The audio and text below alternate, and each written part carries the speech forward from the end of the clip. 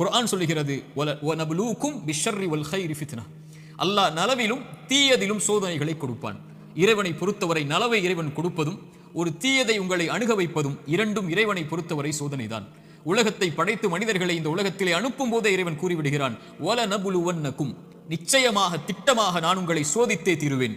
பசியை கொண்டு சோதிப்பேன், பயத்தை கொண்டு சோதிப்பேன், செல்வ இழப்புகளை கொண்டு சோதிப்பேன், தொழிலின் நஷ்டத்தை கொண்டு சோதிப்பேன், உயிரிழப்புகளை கொண்டு உங்களை நான் சோதிப்பேன் என்று இறைவன் சோதித்தே தீருவான் என்று கூறிதான் மனித இனத்தை இந்த பூமியிலேயே அனுப்பி இருக்கிறான்.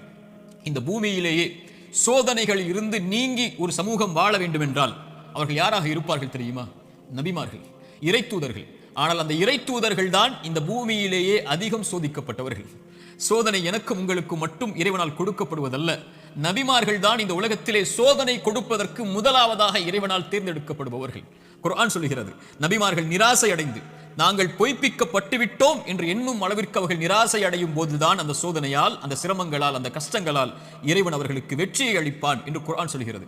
இறை தூதர் ஸல்லல்லாஹு அலைஹி வஸல்லம் அவர்களிடத்திலே கேட்கப்பட்டது, இந்த பூமியிலேயே அதிகமாக சோதனைக்கு உள்ளாக்கப்பட்டவர்கள் யார் என்று. அல்லாஹ்வின் தூதர் ஸல்லல்லாஹு அலைஹி வஸல்லம் அவர்கள் சொன்னார்கள், நபிமார்கள். அவர்களுக்கு பிறகு நல்லவர்கள், அவர்களுக்கு பிறகு அவர்களை பின்தொடர்பவர்கள் என்று அல்லாஹ்வுடைய தூதர் ஸல்லல்லாஹு அலைஹி வஸல்லம் அவர்கள் சொன்னார்கள். மனிதர்களுடைய எல்லோருடைய வாழ்க்கையிலும் இந்த எல்லா சோதனைகளும் பொதுவானது. நானும் நீங்களும் மட்டும் சோதனையில் உள்ளாக்கப்படுவதில்லை என்ற நியதியை நாம் புரிந்து கொள்ள வேண்டும். நமது வலதுபுறம் இடதுபுறம் இருக்கக்கூடிய எல்லோர்களும் சோதிக்கப்படுகிறார்கள். இப்போது பாருங்கள், பலஸ்தீனிலே முஸ்லிம்கள் படக்கூடிய பிரச்சனைகள், அவர்கள் சந்திக்கக்கூடிய சிரமங்கள், அவர்கள் சந்திக்கக்கூடிய உயிரிழப்புகள், பசியால் வாழக்கூடிய மனிதர்கள் நமக்கு முன்னால் வாழ்ந்து கொண்டிருக்கிறார்கள். தண்ணீர் கிடைக்காமல் தாகத்திலே கடல் நீரை குடிக்கக்கூடிய மக்கள் இன்று பலஸ்தீனிலே உண்டு. பசியால் புல்லை, விலங்கினங்களுடைய கழிவை சாப்பிடக்கூடிய மக்களாக இன்று பலஸ்தீன் மக்கள் பசியால் தாகத்தால் வாடுகிறார்கள். மனைவி இல்லை, குழந்தைகள் இல்லை, கணவன் இல்லை, உறவுகள் இல்லை. ஒரு கடைக்கு சென்று திரும்பி வந்த பெண்ணுக்கு குடும்பம் முழுக்க மண்ணில் புதைந்திருக்கிறது.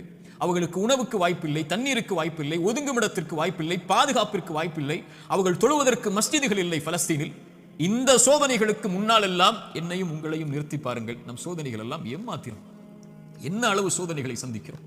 இப்படி மனித இனத்தில் அல்லாஹ் அவன் நாடியவர்களை அவன் நாடிய அளவு சோதனைகளை கொடுத்து நெருக்கிக் கொண்டே இருப்பான்.